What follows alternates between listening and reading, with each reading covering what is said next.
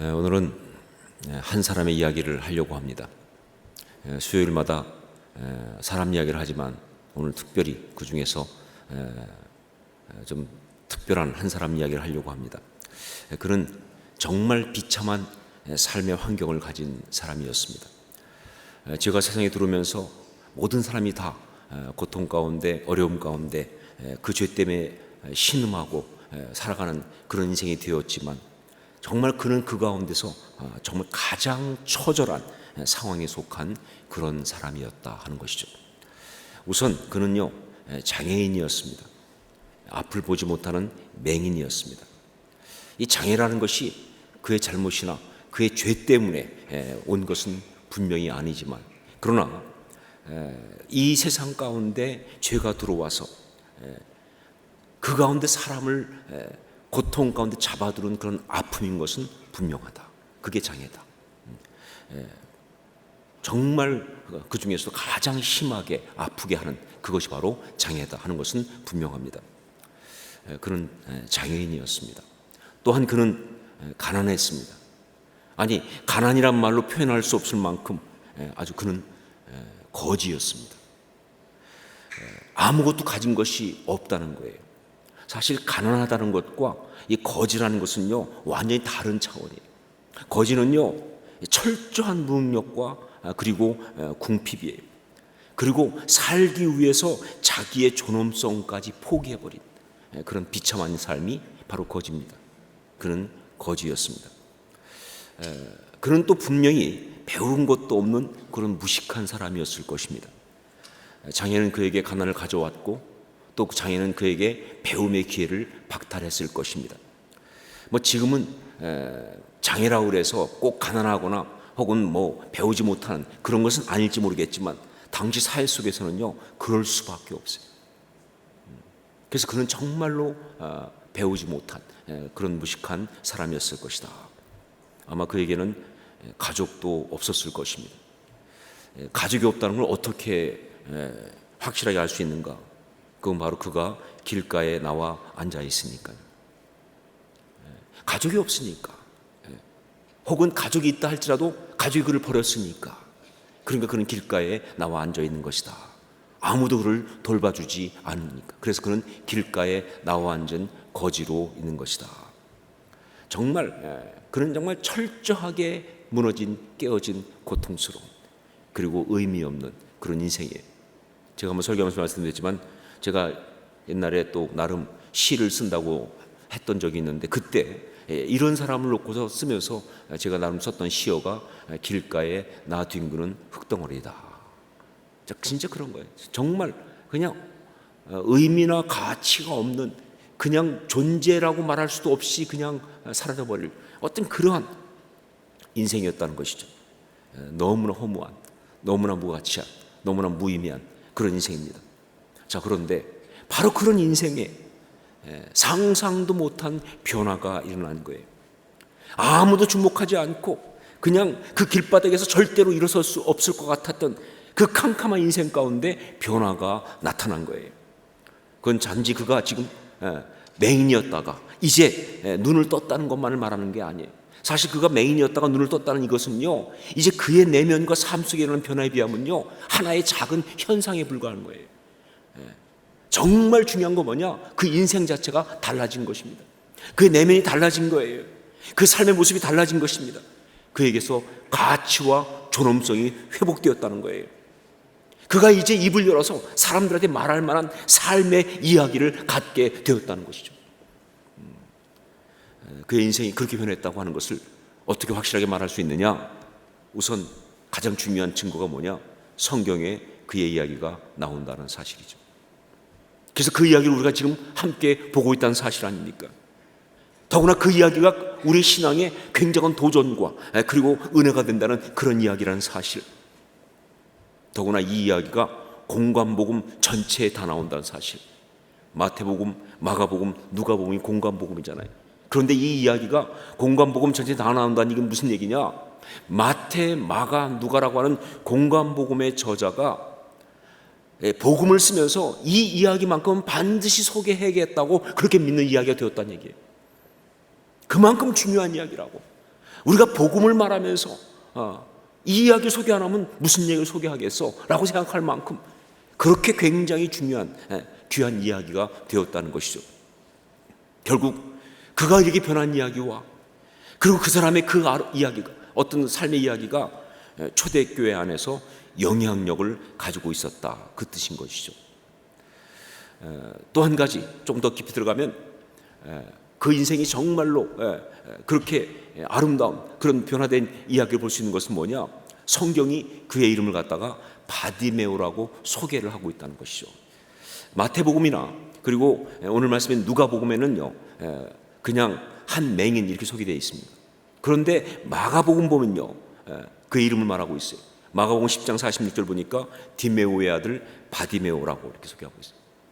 여러분, 성경은요 단지 그냥 우리 앞에 하늘로부터 뚝 떨어진 말씀이 아니에요. 늘 말씀드리지만 성경을 뭐예요? 성령의 감동 가운데 기록한 저자가 있습니다. 그리고 그 저자는요 그냥 기록한 것이 아니라 뭐예요? 그걸 받아 읽을 소위 수신자, 독자를 항상 생각하고 쓴다는 것이죠. 그러니까 저자가 있고 독자가 있고, 그러면서 이거 성령의 말씀이고, 그래서 지금 우리한테까지 이 시대를 거슬러 오는 말씀이 성경 말씀이에요. 자, 그러다 보니까 성경을 쓴 저자가 굳이 그의 이름을 갖다가 디메오의 아들 바디메오라고 소개한 것은요, 사실 그 이름이 초대교회 공동체, 즉 처음 성경을 받아 읽은 원독자인 초대교회 공동체 안에서 사람들이 다 알만한 이름이었다, 그 뜻이라는 거예요. 아, 바디메오 그 사람이었어? 라고 할 수 있는 그런 인물이라는 거예요. 여러분, 복음서에 나오는 인물들은 다 그렇게 봐야 합니다. 예를 들면 니고데모, 우리는 뭐 잘 모를지 모르지만 초대교회 공동체에서는 다 아는 이름이에요. 그래서 니고데모가 나오는 거예요. 아리마대 요셉도 마찬가지입니다. 구레네 시몬도 마찬가지죠, 그렇죠? 이런 식으로 정말 그 어떤 그런 복음서나 여기 나오는 어떤 그 이름들은요 초대교회 공동체에서 다 아는 이름이에요. 여기 바디메오도 마찬가지. 그렇게 본다면, 조금 지나치게 상상한다면 바디메오는요 초대교회의 영적인 리더였을 수도 있고요, 아니면 전도자일 수도 있는, 정말 그의 이야기가 간증으로 전해지면서 많은 사람에게 은혜를 주는 설교자일 수도 있는 그런 사람이었다는 것이죠. 이게 바로 바디메오 스토리예요. 끝에서 시작되다라고 하는 책을 하나 본 적이 있습니다. 그러니까 그 미국에 있는 어떤 그런 이야기인데, 끝에서 시작되다. 근데 거기 보면 주인공이 덴버 무어라고 하는 흑인 이야기입니다. 근데 이 덴버 무어가 진짜 이 바디메오 같은 사람이에요. 그는 루이지애나에서 흑인으로 태어난, 그래서 어렸을 때부터 목화 농장에서 일을 했어요. 정말 노예로 일했기 때문에 전혀 글도 배운 적이 없고 정말 그냥 일만 하다가 20대 후반에 대도시로 나갑니다. 가서 거기서 또 어떻게 하다 보니까 범죄자가 돼가지고 10년 이상을 교도소에서 썩었어요. 그리고 나와서는 이제는 노숙자로 살아가는 그런 사람입니다. 그러니까 뭐 아무것도 없는 진짜 철저하게 무너진 어떤 사람이 바로 덴버 무어라는 사람이에요. 자, 그런데 그러니까 뭐 글도 모르고 말도 잘 할지 모르고, 이 가슴에 분노와 절망감만 가득하고 미래는 소망도 없고 그 삶에 어떤 가치도 없는 그런 사람이에요. 그런데 그가 있는 그 노숙자 거기에 한 여인이 찾아옵니다. 데보라라고 하는 그 여인인데, 이 데보라는 론 홀이라고 하는 변호사의 부인이에요. 이 두 사람은 참 신앙 안에서 만나서 결혼해가지고 있는 백인입니다. 그런데 이 데보라가 너무 좋은 신앙의 사람이에요. 그래서 정말 자기가 이 복음 때문에 정말 이 복음을 전하고 섬기기 위해서 노숙자들이 있는 곳을 가는 거예요. 가서 보니까 막 사람들이 많이 있는데 그 중에 특별히 눈에 띈 사람이 바로 이 덴버 무어예요. 그래서 그 덴버 무어를 주목합니다. 그리고 데보라가 예수 그리스도의 어떤 그 사랑으로 덴버 무어한테 복음을 전해요. 처음에는 뭐 택도 없이. 그런데 이 복음을 전하니까 이 덴버 무어가 마음이 열리기 시작하면서 복음을 받아들입니다. 그러면서 변하기 시작하는데, 놀라운 이야기. 그렇게 지혜로울 수 없는 사람, 그렇게 기가 막힌 메시지가 나올 수 없는 사람. 그리고 더 놀라운 거 뭐냐면 덴버 무어가 정말 천재적인 이 미술 실력이 있어요. 그래서 그리면 다 작품이야. 그런 사람이 있죠. 대충 그려도 작품인 사람이죠. 저같이 열심히 그려도 작품이 안 되는 사람도 있는데, 이거 막 하여간 대단한, 그래서 막 세련되지는 않지만 그냥 딱 얘기하면 영적 지식을 말할 정도로 아주 굉장히 탁월한 어떤 그런 지혜의 은사가 있는 사람. 그래서 사람한테 딱 얘기하면요, 사람이 그냥 그 말에 은혜를 받는 그런 사람이 됐어요. 덴버 무어가. 그래 뭐 정말 굉장히 막 아주 사람들이 어떤 그런 통해서 정말 귀하게 여기고 그런 사람이에요.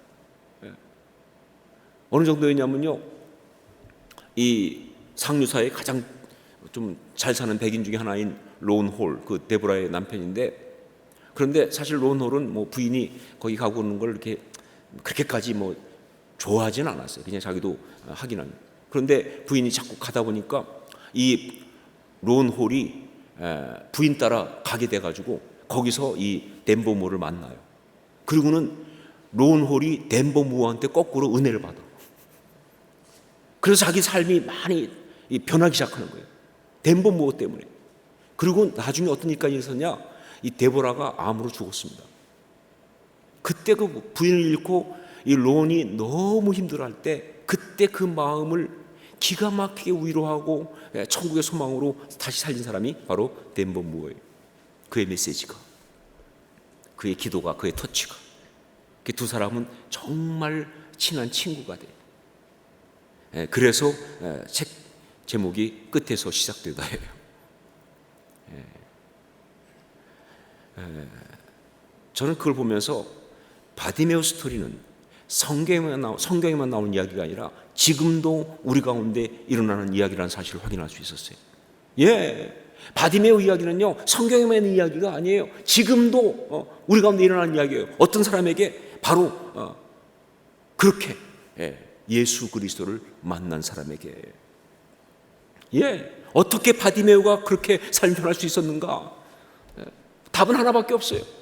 바로 그가 이 덴버 무어의 이야기와 똑같이 말이죠. 이유는 한 가지예요. 말씀드린 것처럼 예수 그리스도를 만났기 때문에. 여러분, 다른 방법으로는 인생이 이렇게 변할 수가 없습니다. 물론 개인적으로 뭐 어떤 결심이나 훈련을 통해서 조금 변할 수 있어요. 어떤 사상이나 종교를 통해서 좀 달라질 수 있어요. 그러나 근본적으로 정말 그야말로 엑스니힐로, 무에서 유가 나오듯이 어떤 엄청나게 변할 수 있는 것은요, 그건 예수님 만나는 것밖에 다른 방법이 없어요. 왜냐하면요, 오직 예수 그리스도만이 죄를 이기고 해결할 수가 있기 때문에 그런 거예요. 그래야 변하는 거니까 말이죠. 바디메오가 변한 것, 그건 바로 그가 예수님을 만났기 때문이다. 자, 그런데 이 바디메오가 이렇게 예수님을 만나는 이야기 속에서 우리가 봐야 될 아주 중요한 신앙적인 모습이 하나 있습니다. 그게 뭐냐? 바로 결단력이라고 하는 거예요.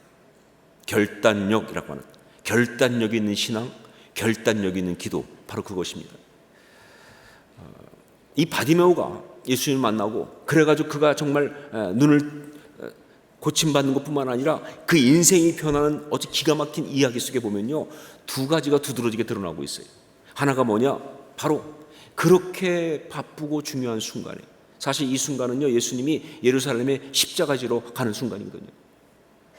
정말 어떻게 이 죽을 것인가를 고민하고 있는 그런 정말 굉장히 중요한 순간인데, 마음에 여유가 없을 수 있는데, 그런데도 불구하고 가던 길을 멈추고 그를 불러서 무엇을 원하냐고 물으시고 그를 갖다 고쳐주신 바로 예수님의 그 사랑, 이게 거기에 잘 드러나고 있어요. 이 이야기 속에 드러나고 있는 아주 중요한 것 중에 하나가 뭐냐? 바로 예수님의 그 사랑, 작은 자, 어려운 자에 대한 그 사랑. 한 영혼을 위해서라면 온 세상이라도 멈출 수 있는 하나님의 그 사랑. 상한 갈대를 꺾지 아니하시고 꺼져가는 어떤 등불 심지를 끄지 아니하시는 그 하나님의 마음, 그 사랑이 여기 잘 나타나고 있어요. 이게 이 이야기 속에 나타나고 있는 하나의 이야기입니다.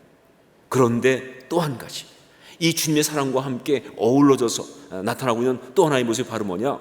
바로 그런 주님을 향한 이 바디메오의 적극적이고 결단력 있는 그 모습. 영적 결단력이라고 할까요? 아니면 결단력 있는 신앙이라고 할까요? 아니, 정확히 말하면 뭐예요? 결단력이 있는 기도였습니다. 그의 기도.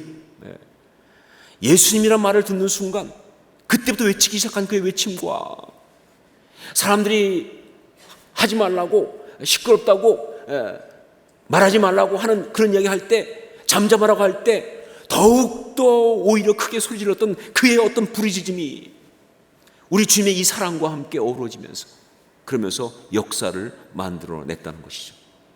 지금도 그런 것처럼. 여러분, 신앙이 죄를 이기고 그리고 변화를 가져오는 것이라고 한다면 결단력은요, 바로 그 신앙에 있어서 아주 중요한 모습이 바로 결단력이에요. 특히 기도에 있어서 말이죠, 이 결단력은 너무너무 중요합니다. 기도가 역사하려면, 역사하는 기도가 되려면, 기도를 통해 정말 역사가 일어나려면요, 바로 그 기도는요, 결단력이 있는 기도가 되어야 되는 거예요. 여러분, 그래요. 정말 진정으로 예수 그리스도를 만나기 원한다고 한다면, 진정으로 하나님을 체험하기 원한다고 한다면, 정말 진정으로 영적 역사가 내게 있기 원한다고 한다면요, 그냥 평범하게 하던 대로 흘러가서 절대 일어나지 않아요. 그냥 살던 대로 계속 있던 대로 그냥 가면요, 결론이 뭐냐? 그러다 살다가 죽는 거예요. 절대 변화가 일어나지 않아요. 정말 그런 어떤 영적 역사가 일어난다면요, 그 하나님의 사랑이 우리한테 부어지지만 그게 우리한테 영적 역사가 되고, 그래서 정말 이것이 어떤 나의 삶을 바꾸는 사건이 되기 원한다고 한다면 정말 중요한 게 뭐냐? 거기에 반드시 신앙적 결단이 있어야 돼요. 결단이 없이는요, 안 되는 거예요. 기도도 마찬가지예요. 진짜 역사하는 기도가 되려면요, 그게 결단력이 있는 그런 기도가 돼야 한다는 거예요. 자, 그러면 이 결단력 있는 신앙이 뭐냐? 결단력 있는 기도라는 것이 어떻게 드릴 수 있을까? 이 바디메오의 신앙의 모습 속에서 우리는 그 중요한 몇 가지 요소를 발견할 수 있습니다. 첫째로, 이 결단력 있는 신앙과 결단력 있는 기도를 위해서 정말 중요한 것은 바로 뭐냐? 영적인 민감성이에요. 제가 지난주 설교하면서도 얘기했지만 영적인 민감성 정말 중요합니다. 우리 35절부터 38절까지를 같이 한번 읽겠습니다. 35절로 38절 같이 읽습니다. 여리고에 가까이 가셨을 때에 한 맹인이 길가에 앉아 구걸하다가 무리가 지나감을 듣고 이 무슨 일이냐고 물은데 그들이 나사렛 예수께서 지나가신다 하니 맹인이 외쳐 이르되 다윗의 자손 예수여 나를 불쌍히 여기소서 하거늘. 구걸하는 건요, 길에서 날마다 하는 일이에요. 그러니까 그 앞에 사람들이 왔다 갔다 하는 것도 별로 다를 것이 없는 일상입니다. 그런데 중요한 게 뭐냐? 바디메오는 그날 뭐가 좀 다르다 하는 걸 느꼈다는 거예요. 뭔가 지나가는데, 그런데 이건 좀 달라, 뭔가 다른 일이 있다 느꼈다는 거예요. 그래서 물었습니다. 무슨 일이냐고. 그랬더니 사람들이 나사렛 예수가 지나가신다 하는 말을 하는 거예요. 그걸 들은 거예요. 여러분, 여기에 영적으로 아주 중요한, 특히 우리가 큐티할 때 반드시 있어야 될 중요한 것이 있는데 세 가지 단어가 나오죠. 물었고 들었고 외쳤다. 이게 중요한 거예요. 물었고 들었고 외쳤다. 큐티도 그렇게 하는 겁니다. 물었고 들었고 행동했다. 정말 묻고 듣고 행하고, 이게 정말 중요한 건데 바로 바디메오가 그렇게 했어요. 물었고 들었고 외쳤다는 거죠. 그렇죠? 자, 그런데 바로 이렇게 묻고 듣고 외치기 위해서 정말 중요한 전제가 바로 뭐냐? 영적 민감성이에요. 영적으로 둔감했으면요, 예수님 다 지나가도 몰랐을 거예요. 나중에 주님 왜 저를 안 고쳐주셨나요? 내가 네 앞에 지나가지 않았느냐? 언제 지나가셨나요? 우리 그럴 때 참 많거든요. 주님이 정말 온갖 역사를 행하시려고 왔는데 우리는 몰라. 딴 거에 바빠. 정신이 없어. 생각이 없어 아예. 여러분, 신앙인에게 정말 중요한 거예요. 영적 민감성이 정말 중요한 것입니다. 그는요, 눈이 안 보이는 사람이었어요. 그의 온 감각은 듣는 것밖에 없었습니다. 그런데 그 귀에 예수님이란 말이 들려오는 순간, 아니 그 전에 뭔가가 왔다는 걸 느끼는 그 순간 말이죠, 그는 물었고 그 소리를 듣자마자 그는 놓치지 않은 거예요. 예민하게 그걸 붙잡은 거예요. 영적 민감성. 전 여러분에게도 이 영적 민감성이 있을 수 있기를 주의 이름으로 축원합니다. 그런데 여러분, 이 영적인 민감성을 위해서는 두 가지가 필요해요. 하나가 뭐냐? 영적인 갈망이에요. 갈망하지 않는 자는 민감하지 않습니다. 영적인 갈망이에요. 정말 은혜 받고 싶다, 하나님을 체험하고 싶다, 하나님의 정말 어떤 터치를 내가 경험하기 원한다, 내가 회복되고 싶다, 정말 내가 주의 기쁨 되기 원한다는 영적인 갈망이 있어야 영적으로 민감할 수가 있어요. 사모하는 자가 은혜 받는 거예요, 여러분. 두 번째가 뭐냐? 영적인 연습이 필요해요. 영적인 민감성에서 연습이에요. 그냥 되는 게 아니에요. 정말로 그렇게 은혜 받고 회복된 것에 대해서 열심히 그림을 그리고 묵상하고 하는 어떤 연습이에요. 혼잣말이라도 연습해야 돼요. 그렇죠? 저는 이런 생각해봐요. 이 바디메오가 예수님이라는 얘기를 딱 듣는 순간, 그때 사실 그가 예수님을 만나고 싶다는 갈망을 가지고 있었기 때문에 이게 나갔던 거예요. 민감하게. 그냥 전혀 생각 없다가 된 게 아니에요. 그가 정말 아마 그전에 들었겠죠. 예수라는 분이 있는데 정말 병든 자를 고치시고 그러니까 자기도 내가 예수님 만났으면 좋겠다, 내가 예수님을 잘 만났으면 좋겠다, 이런 아주 굉장한 갈망이 있었을 거예요. 그러니까 지나갈 순간 뭐가 있는 것 같은데 딱 느끼는 거죠. 그런데 또 하나 중요한 게 뭐냐? 그는 그렇게 갈망하고만 있었던 것이 아니라 그 다음에 혼자서 굉장히 연습했던 것 같아요. 예수님 오시면 그때 내가 뭐라고 말할까? 이 다윗의 자손 예수여, 나를 불쌍히 여기소서. 이거는요, 확실하게 제가 알 수 있는데 뭐냐면 이건 준비된 멘트예요. 여러분, 솔직히 말해서요, 평소에 연습 안 하면요, 주님이 딱 오셔도 말을 못해요. 우리가 버벅거리 무슨 말을 해야 되지? 여러분, 평소에 정말 영적으로 준비하고 사모한 사람이 아니면요, 주님 앞에서 정작 해야 되는데 할 말을 못해. 연습이 안 됐으니까 말이죠. 그건 영적으로 둔감한 거예요. 정말 이런 훈련이 필요해요. 기도는 훈련으로 하는 겁니다. 고백도 훈련이에요. 정말 우리가 선포하는 것도 훈련이에요. 그래서 훈련돼야만이 영적으로 민감할 수 있다. 두 가지, 영적 갈망과 영적인 훈련, 연습. 자, 두 번째, 결단력 있는 신앙을 위해서, 그런 기도들 위해서 또 하나 중요한 게 뭐냐? 영적인 열정이 중요합니다. 영적인 열정. 여기 보면 나오지만 외쳐 이르되 더욱 크게 소리질러 주여 보기를 원하나이다. 하여간 이 표현들 보면요, 열정이 막 끓어오르는 거예요. 제가 늘 말씀드리지만 신앙인은요, 뜨거워야 신앙인입니다. 너무 신앙인인데 너무 차가우셔, 너무 침착해, 너무 냉랭해, 절대 신앙인일 수 없다. 신앙인은 뜨거워야 신앙이에요. 이 열정은요, 신앙에서 굉장히 중요한 요소입니다. 열정이 표현되는 방법은 좀 다를 수 있을지 모르겠지만 이 가슴에 불이 없으면 신앙인이 아니다, 그런 얘기예요. 그렇죠? 여기에 뜨거운 게 없으면 신앙이 될 수가 없는 거예요. 왜냐하면 열정은요, 신앙의 에너지거든요. 그리고 이 에너지가 결단을 통해서 터져 나올 때 그걸 뭐라고 그러냐? 폭발이라고 그러는 거예요. 그게 폭발이에요. 여러분, 우리 삶이 변화되면요, 이 폭발이 필요해요. 죄를 이기려면 이 폭발이 있어야 돼요. 그래서 정말 결단력 있는 신앙을 위해서 반드시 필요한 것이 뭐냐? 영적인 열정이 정말 필요하다. 이 영적인 열정 어떻게 가질 수 있을까요? 대답은 한 가지뿐입니다. 바로 성령 충만이에요. 여러분, 그래서 성령이 처음 임하실 때 마가의 다락방 사건 보면 뭐예요? 성령이 불의 혀같이 갈라지는 것이 각 사람의 임해서 불로 오시는 거예요. 성령 충만이 바로 열정을 가질 수 있는 유일한 길이에요. 영적 민감성 역시 성령께서 하셔야 되지만 또 이 영적인 열정도 역시 전적으로 성령 충만으로만 가능하다는 것이죠. 그래서 성령 도움 외에는 이건 있을 수가 없는 것이다. 세 번째로, 이 결단력 있는 신앙을 위해서 필요한 것, 정말 그런 결단력 있는 기도를 드리기 위해서 반드시 있어야 되는 또 하나가 있다면 영적인 돌파예요. 영적인 돌파. 방해와 장애를 뛰어넘는 돌파예요.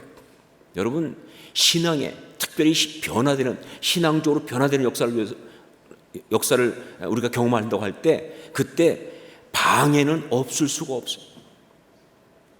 다음 두 가지 이유로 방해가 없을 수가 없어요. 우리가 신앙 영적으로 변한다라고 할 때 그때 방해는 반드시 있을 수밖에 없어요. 두 가지 이유로. 하나가 뭐냐? 바로 그런 우리가 신앙적으로 변한다고 할 때 이 변한다는 말은 뭐냐? 바로 자기 틀을 부수는 거거든요. 근데 이 틀이라는 것, 자기 생각, 고정관념, 습관, 방식, 어떤 그런 것들 말이죠. 이 틀이라는 게 사실은 뭐냐면 그게 바로 방해예요. 그게 방해가 없을 수 없는 거예요. 여러분, 변화되는 모든 사람은요, 부숴야 될 이미 기존 시스템을 갖고 있다는 뜻이에요. 그거 부숴야 되는데 그게 이미 갖고 있는 시스템이, 내가 생각하는 고정관념이, 그것이 바로 뭐냐면 방해예요. 그래서 정말 이 방해가 없을 수가 없는 것이다. 또 한 가지는 바로 뭐냐? 바로 우리의 변화를 가장 싫어하는 사단 마귀가 반드시 방해하니까. 그게 방해가 없을 수가 없는 거예요. 정말 어떤 시기든 간에 장애물을 둬요. 어떤 시기든 간에 어떤 그런 방해를 합니다. 때때로는 심리적인 것을 줄 수도 있고요. 어떤 때는 관계를 통해 그렇게 할 수도 있고요. 때로는 환경적인 어려움이 될 수도 있고요. 여러 가지. 여하튼 간에 우리가 정말 영적으로 변화된다고 할 때 어떤 방해와 그것 때문에 오는 장애가 없을 수가 없다는 것이죠. 그런데 그게 장애라고 한다면, 그게 영적 방해라고 한다면 그걸 이기는 방법은 하나밖에 없어요. 바로 뭐예요? 돌파. 절대로 이 장애물은요, 우회할 수 없어요. 영적으로는. 절대 그것은요, 기다리면 없어지지 않습니다. 그건 돌파해야 돼. 때때로는 견디고 버티는 것이고요. 때때로는 과감하게 버리고 포기하는 것이고요. 때때로는요, 정말 주의 이름으로 박살내는 것이고요.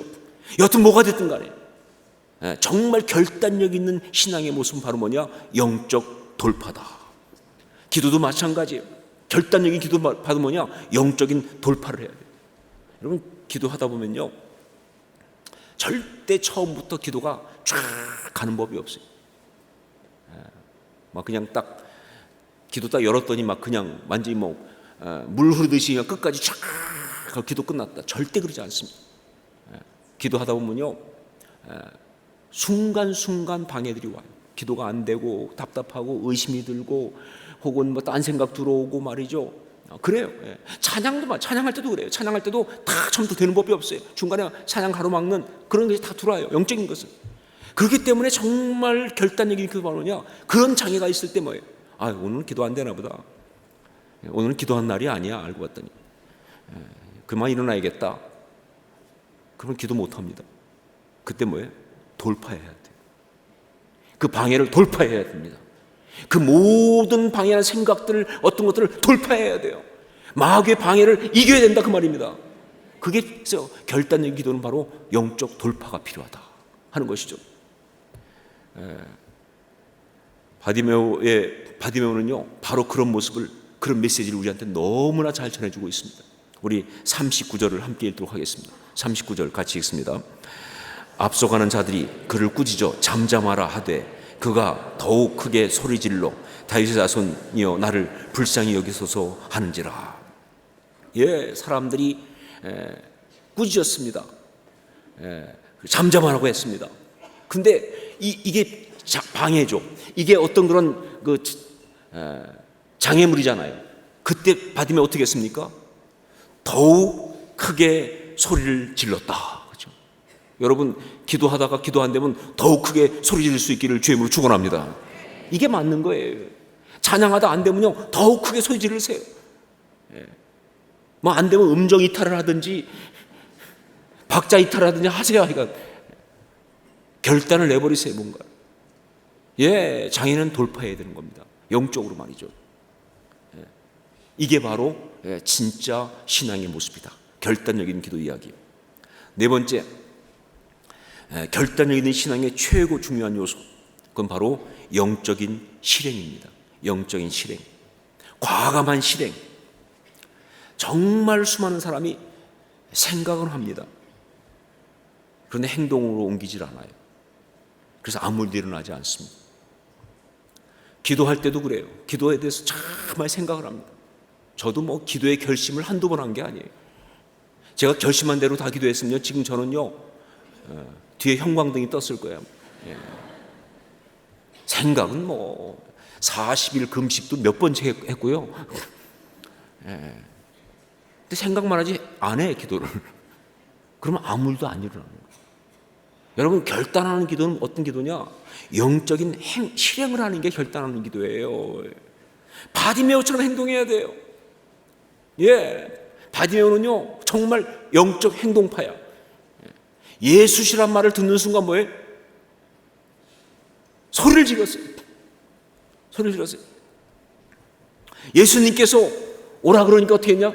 뛰어나간 거예요. 그렇죠? 예. 오늘 말씀 이 누가복음 보면요, 예수께서 그를 부르실 때 단순하게 그가 가까이 왔다라고만 돼 있어요. 그런데 마가복음 보니까 마가복음이 훨씬 잘 기록했어요. 이름도 혹시 기록했으니까 그런지 뭐라고 했느냐? 겉옷을 내어 버리고 뛰어 일어나 예수께 나왔다. 여러분, 그 당시 겉옷은요 바디메오가 가진 전 재산이에요.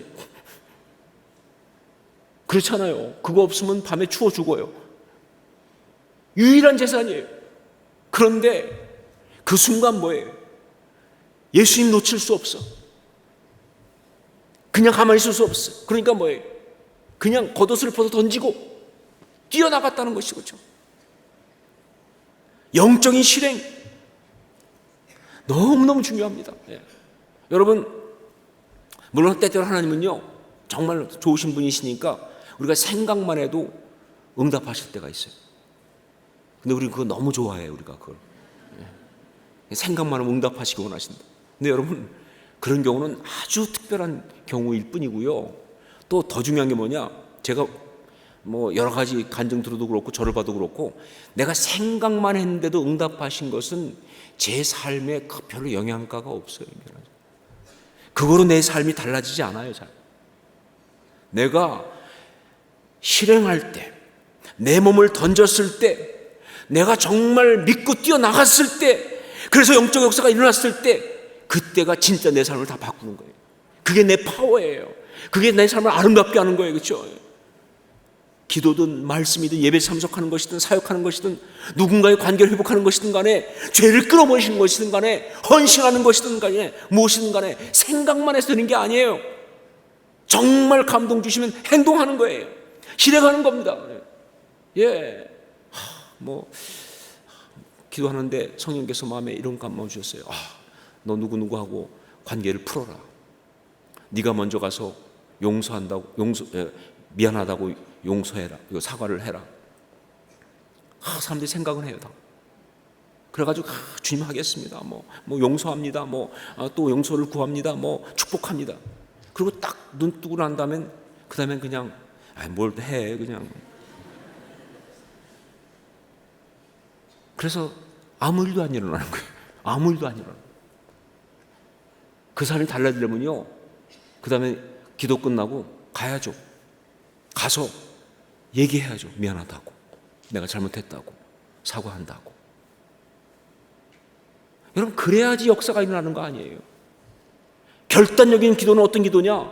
영적 실행이 정말 필요해요.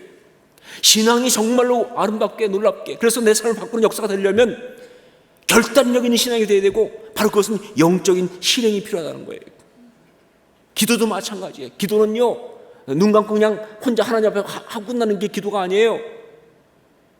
진짜 기도는, 결단적인 기도는 어떤 것이냐? 기도한 그대로 사는 거예요. 그대로 행동하는 것입니다. 이게 너무 중요하다. 결단력 있는 신앙, 결단력 있는 기도, 이것은요 여리고에 있었던 맹인이었던 그러나 바디메오인, 바로 그 사람이 우리에게 던져주고 있는 도전입니다. 이게 참 신앙이라고, 이거 진짜 기도하는 것이라고. 여러분, 우리 신앙을 좀 점검하십시다. 정말 우리 신앙 가운데 결단력이 있는가? 우리의 기도를 다시 한번 결단하십시다. 정말 내 기도가 이제는 그냥 기도가 아니라 결단력 있는 기도가 되게 하여 주시옵소서.